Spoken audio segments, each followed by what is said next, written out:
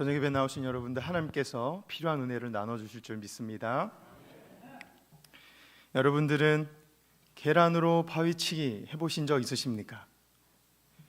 불가능해 보이고 무모해 보이는 일에 도전해 보신 적이 있으십니까? 제가 6살 때쯤 일인데요, 아버지가 가져다 주신 중고등학생이 타는 이 자전거가 마당에 있었습니다. 어렸기 때문에 그 자전거는 제 가슴 높이만 했습니다. 어머니께서 다치신다고 말리셨지만 저는 신이 나서 자전거를 타기 시작했습니다. 물론 자전거를 탄다기보다는 그냥 넘어지는 수준이었습니다. 그 자전거를 타기까지 집 앞마당에서 얼마나 넘어졌는지 모르겠습니다. 꼬박 3일 동안 무릎이 다 까져서 이 해가 지는 줄도 모르고 계속 탔습니다. 그리고 결국에는 그 자전거를 타고 동네를 한 바퀴 돌 수 있게 됐습니다. 자전거를 타고 달릴 때 지나가는 바람들이 너무 뿌듯하고 기분이 좋았던 기억이 있습니다.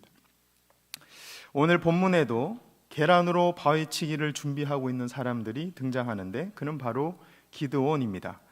오늘 밤이 지나기 전에 이스라엘 군인 단 300명을 데리고 미디안 적군 13만 5천 명을 치러 가야 하는 상황에 놓여 있었습니다.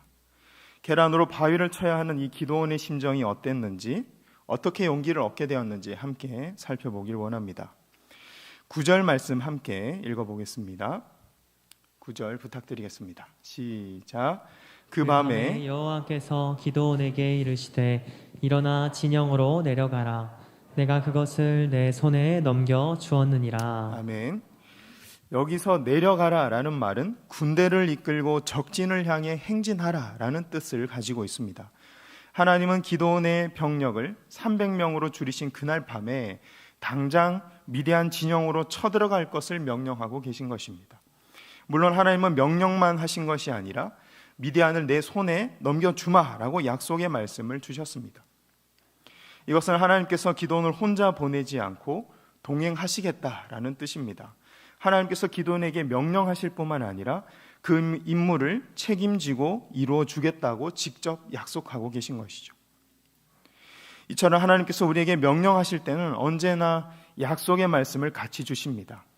하나님은 우리를 어떤 비전의 자리에 보내거나 또한 어떤 큰 일을 맡기실 때 절대 혼자 우리를 보내시지 않습니다. 하나님께서 늘 그 길에 동행하시고 책임져 주십니다. 문제는 우리가 하나님을 믿고 순종하는가에 달려 있습니다. 하나님의 명령과 약속을 들은 기드온은 다른 사사들처럼 하나님을 믿고 순종하는 그 믿음으로, 마음으로 전장으로 당장 달려가야 했습니다. 그러나 10절과 11절을 보면 그는 여전히 두려워하고 있습니다. 함께 읽어보겠습니다. 10절, 11절 말씀입니다. 시작. 만일 내가 내려가기를 두려워하거든 내 부하 브라와 함께 그 진영으로 내려가서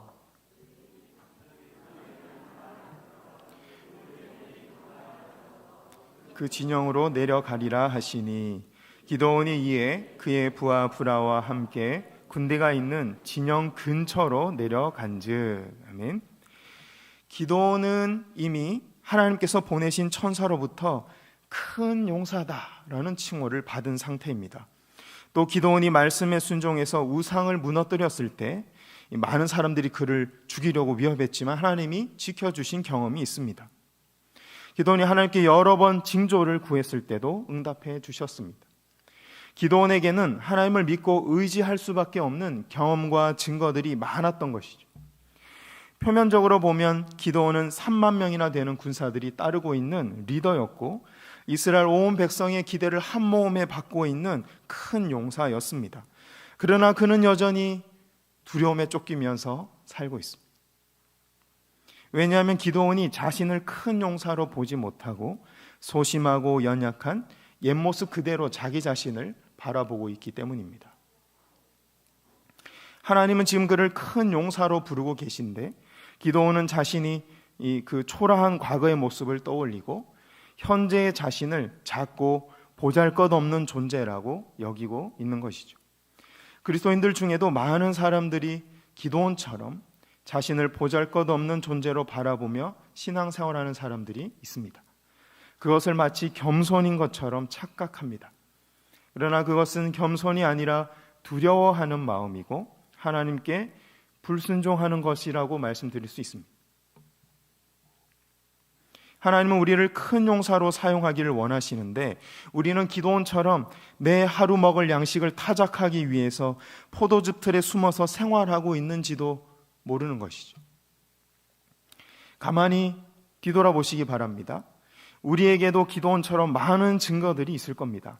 하나님을 만나고 우상을 깨부순 일, 도저히 벗어날 수 없을 것 같았던 죄의 자리를 떠난 일, 위기의 순간에 하나님께서 기도에 응답하시고 기적을 베풀어 주신 일들, 나의 작은 섬김을 통해 다른 영혼들이 믿음을 가지고 구원받게 된 일들, 수많은 증거들이 우리 삶과 우리 신앙생활 가운데도 분명히 있습니다. 이 증거들이 의미하는 바는 우리가 바로 하나님께서 사용하시는 큰 용사라는 것입니다. 한 분만 아멘 하셨습니다. 우리가 바로 큰 용사인 줄 믿으시기 바랍니다. 우리 자신을 크게 보고 교만해지라는 말이 아닙니다. 하나님께서 쓰시고자 하는 그 일에 우리 자신을 내어드려야 한다는 말입니다. 내가 하고 싶은 일을 할 때 겨우 이 땅에서 입에 풀칠하고 살 정도, 그 정도의 삶을 살겠지만 우리 인생을 하나님 손에 맡겨드리면 우리는 큰 용사로 살게 될 것입니다. 문제는 우리도 기도원처럼 두려워 떨고만 있다는 데 있습니다. 그런데 두려워 떨고 있는 기도원을 하나님께서 꾸짖지 않으십니다. 오히려 9절에서 기도원이 표징을 구하지 않았는데도 10절과 12절에서 하나님께서 먼저 표징을 주겠다고 말씀하십니다. 하나님은 기도원의 소심한 성격, 우유부단한 성격, 자기 눈으로 본 것만 믿는 그들의 성격을 잘 알고 계셨습니다. 또 이번 전쟁에 자기 목숨을 건 300명의 용사들이 기도원을 이렇게 바라보고 있으니 기도원이 두렵다, 떨린다, 하나님 두려운데요 이렇게 말하는 모습을 보여줄 수가 없는 것이죠. 하나님은 그의 마음과 그의 상황을 이해하셨습니다. 그래서 기도원이 표징을 구하기도 전에 하나님께서 그에게 먼저 나타나시고 표징을 주고 믿음을 주고 계십니다. 하나님께서 기도원에게 하신 말씀은 다음과 같습니다. 만일 내가 내려가기를 두려워하거든 내 부하 브라와 함께 그 진영으로 내려가서 그들이 하는 말을 들으라. 그 후에 내 손이 강하여져서 그 진영을 치러 가리라. 하나님께서 주실 표징은 미디안이 기도원의 손에 넘어갔다는 하나님의 말씀을 적군의 입으로 듣는 것이었습니다. 기도원은 늘 자기 눈으로 보고 자기 귀로 들은 것만 믿는 사람이었기 때문에 하나님이 이런 표징을 주시는 거예요. 하나님은 기도원의 이런 연약함을 아시고 하나님을 믿지 않는 미디안의 적군의 입으로 하나님의 약속을 다시 확인하도록 하신 것입니다. 하나님은 기도원의 연약함 때문에 기도원을 버리지 않으셨다는 것을 기억하시기 바랍니다. 마찬가지로 하나님은 우리의 연약함 때문에 우리를 버리지 않으실 것입니다. 오히려 그 연약함을 채워주고 고쳐주실 것입니다. 그래서 이후로는 정말 사사답고 용사답게 바꿔 가십니다. 우리도 때때로 감당할 수 없는 삶의 무게들이 밀려올 때면 낙심하고 두려워서 한 발자국도 못 움직일 때가 있습니다. 그때 하나님은 우리를 꾸짖지 않으십니다. 우리를 버리지도 않으십니다. 하나님은 우리의 성격과 연약한 부분을 아시고 우리의 상황을 이해하십니다. 그리고 우리의 연약함을 고쳐주시고 부족한 것을 채워주십니다. 우리에게 믿음을 주시고 순종할 수 있는 길로 인도해 주십니다. 이를 위해서 때때로 표징이나 기적을 보여주십니다. 왜냐하면 하나님은 우리들의 대장이시기 이전에 우리를 사랑하시는 아버지시기 때문입니다. 하나님은 참 좋은 분이십니다. 그래서 시편 62편 8절에 다음과 같이 말씀합니다. 백성들아 시시로 그를 의지하고 그의 앞에 마음을 토하라. 하나님은 우리의 피난처시로다. 아멘. 이 말씀을 붙잡고 순간마다 하나님을 의지하고 그분께 우리의 마음을 털어놓으시기 바랍니다. 그때 그분이 우리의 피난처가 되시고 우리의 모든 멍에와 짐을 벗겨주실 것입니다. 이런 믿음을 가지고 이제 기드온이 미디안 진영으로 향합니다. 12절에서 14절 말씀 함께 읽어보겠습니다. 시작. 미디안과 아말렉과 동방의 모든 사람들이 골짜기에 누웠는데 메뚜기의 많은 수와 같고 그들의 낙타의 수가 많아 해변의 모래가 많음 같은지라. 기드온이 그곳에 이른즉 어떤 사람이 그의 친구에게 꿈을 말하여 이르기를 보라, 내가 한 꿈을 꾸었는데 꿈에 보리떡 한 덩어리가 미디안 진영으로 굴러들어와 한 장막에 이르러 그것을 쳐서 무너뜨려 위쪽으로 엎으니 그 장막이 쓰러지더라. 그의 친구가 대답하여 이르되 이는 다른 것이 아니라 이스라엘 사람 요아스의 아들 기드온의 칼이라. 하나님이 미디안과 그 모든 진영을 그의 손에 넘겨주셨느니라 하더라. 아멘. 우리가 기드온 이야기를 여러 번 들었기 때문에 못 느꼈을 수도 있지만 이 말씀에 이상한 일이 한두 가지가 아닙니다.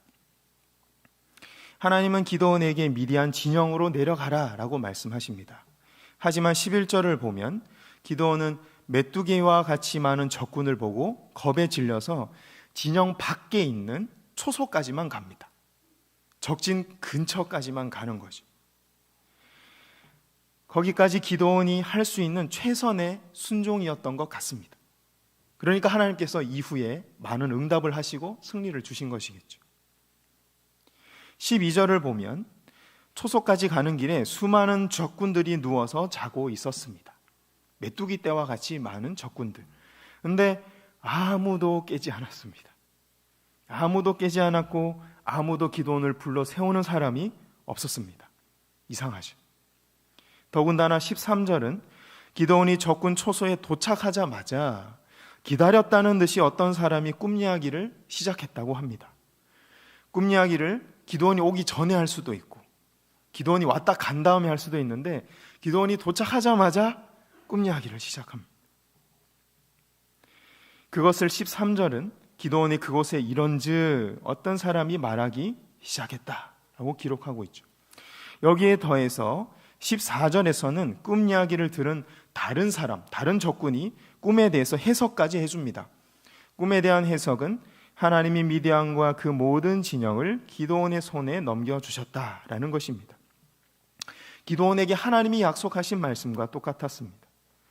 기드온에게 믿음과 용기를 주기 위해서 하나님은 믿지 않는 미디안 병사에게 꿈을 해석할 수 있는 지혜를 주고 계십니다.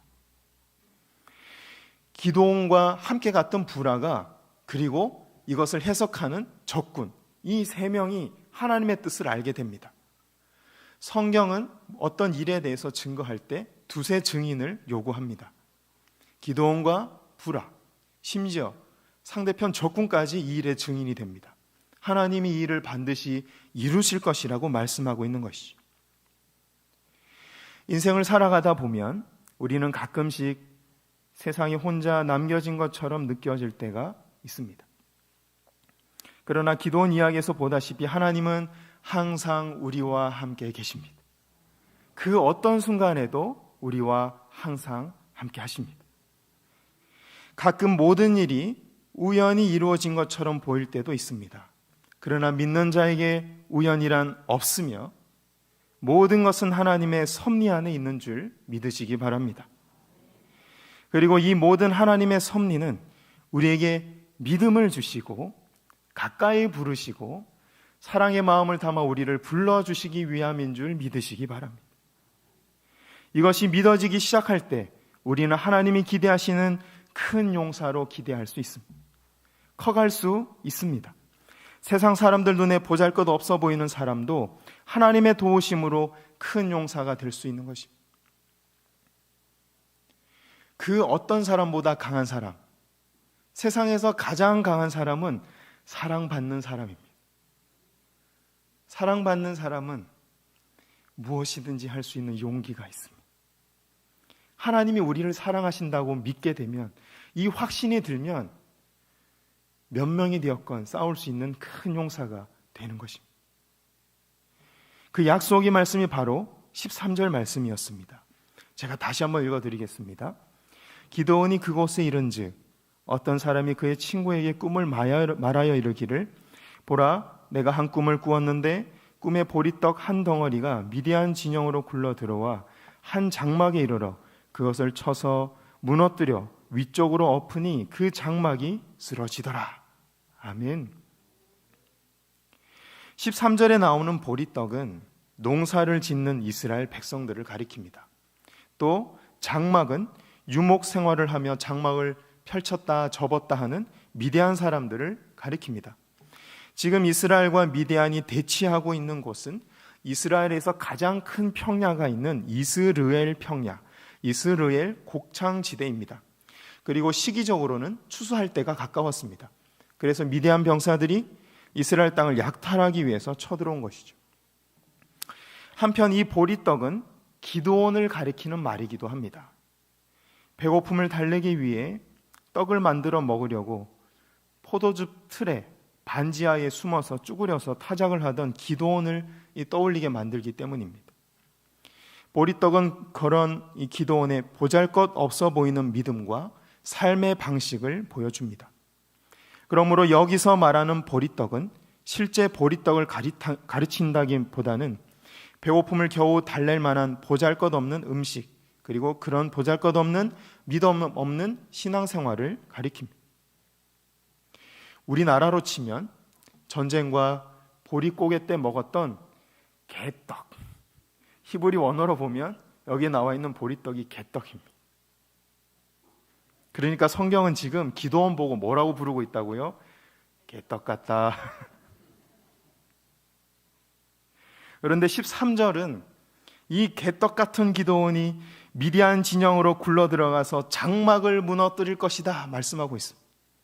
그리고 14절에서 이 개떡은 기드온의 칼로 거듭납니다. 즉 하나님께서 사용하시는 칼, 여호와의 칼로 거듭나게 됩니다. 14절 한 번만 더 읽어보겠습니다. 시작.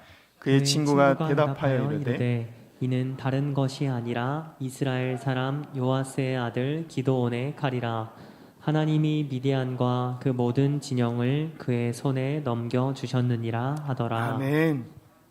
이는 다른 것이 아니라, 이 개떡은 다른 것이 아니라 이스라엘 사람 기드온의 칼이라, 여호와의 칼이라.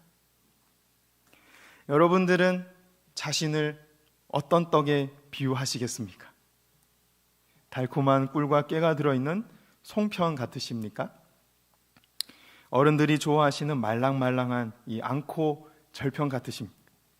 혹은 자신을 보잘것없는 개떡처럼 바라보고 계시지는 않습니까? 하나님께서 말씀하십니다. 그 보리떡, 그 개떡이 내 손에 들려지면 13만 5천 명을 물리치는 여호와의 칼이 될 것이다. 아무도 보리떡이 굴러가는 것에 관심을 가지지 않는 것처럼 아무도 네가 걸어가는 그 길에 관심을 가지지 않을 것이다. 하지만 나 여호와가 내가 걸어가는 모든 발걸음을 주목하고 보호할 것이다. 나 여호와가 보리떡 같은 너에게 믿음을 주고 너를 여호와의 칼로 만들어 줄 것이다. 하나님의 이 음성을 들은 기드온은 이제 자신을 보리떡같이 여기지 않습니다. 하나님께서 말씀하신 대로 큰 용사로 보기 시작합니다. 그래서 이스라엘 진영으로 돌아와 담대하게 다음과 같이 명령합니다. 15절 함께 읽어보겠습니다. 15절 말씀입니다. 시작. 기드온이 그 꿈과 해몽하는 말을 듣고 경배하며 이스라엘 진영으로 돌아와 이르되 일어나라, 여호와께서 미디안과 그 모든 진영을 너희 손에 넘겨주셨느니라 하고. 아멘. 일어나라, 여호와께서 미디안과 그 모든 진영을 너희 손에 넘겨주셨느니라. 사람이 바뀌었습니다. 기드온은 이 명령을 한 그날 밤 300명을 이끌고 담대하게 적진을 향해 쳐들어가는 용사로 변했습니다. 기드온은 하나님께서 아무리 말씀하셔도 더 많은 증거와 더 많은 표징을 보여달라고 기도했습니다.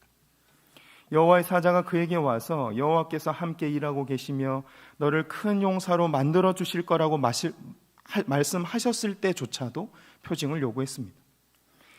여호와의 영, 즉 성령이 기드온에게 임하여 나팔을 한번 불었을 뿐인데 이스라엘 전역에서 3만 명이 모였을 때도, 전쟁 준비가 다 끝났을 때도 양털에 내리는 이슬의 표징이 주어졌을 때도 하나님 증거를 주옵소서. 오늘 본문에서도 마찬가지입니다. 하나님께서 전쟁의 승리를 약속해 주셨지만 여전히 두려워 떨며 전쟁에 나서지 못하고 있었습니다. 그런데 하나님은 기드온을 나무라지 않으시고 그의 연약한 믿음을 도우십니다. 우리가 기드온을 볼 때는 보잘것없어 보이고 도대체 저런 사람이 이스라엘을 구원하는 사사가 될 수 있을까 싶습니다. 하지만 기드온의 믿음과 순종이 하나님 보시기에는 최선을 다한 순종이었습니다. 그래서 하나님은 그의 연약한 믿음을 도우시고 용사로 거듭나게 해주십니다. 메뚜기같이 40,000 미디안 군대를 모두 잠들게 하셨습니다. 기드온 단 한 명을 위해 13만 5천 명을 잠들게 하십니다. 아멘. 기드온이 적진영에 도착할 때 딱 맞춰서 꿈 이야기를 해주십니다. 그리고 보리떡이 여호와의 칼로 거듭나는 해몽까지 듣게 하셨습니다. 이런 표징들을 통해서 기드온은 하나님을 향한 믿음을 굳게 하고 전쟁에 나설 수 있었습니다. 하나님께서는 기드온에게 믿음을 주고 큰 용사로 만들기 위해서 온 세상을 하나님의 뜻대로 다스리신 것입니다. 누굴 위해서요? 단 한 명, 보리떡 같은 기드온을 위해서. 그리고 그를 13만 5천 명 미디안 군대를 물리치는 여호와의 칼로 사용하십니다. 하나님은 오늘날 우리의 삶을 동일하게 주목하고 계십니다. 계십니다. 비록 우리의 삶이 보리떡같이 보일지라도 하나님은 우리에게 주목하고 계십니다. 우리가 우리 자신을 소중히 여기는 것보다 우리를 더 소중히 여기시고 우리에게 주목하십니다. 나를 큰 용사로 부르고 계십니다. 하나님의 손에 들린 여호와의 칼로 사용하기를 원하십니다. 그러므로 나 자신을 보리떡처럼 바라보는 마음을 벗어버리고 하나님께서 사용하시는 큰 용사로 우리 자신을 바라보시기 바랍니다. 이 말씀을 하나님의 음성으로 들으시기 바랍니다. 이 말씀을 믿고 적진을 향해 전진하는 용사로 신앙생활 하시기 바랍니다. 그래서 기드온의 삶 가운데 일어난 거룩한 변화가 우리의 삶 가운데도 날마다 일어나기를 소원합니다. 보리떡이 여호와의 칼로 거듭난 간증이 우리 모두의 간증이 될 줄 믿습니다.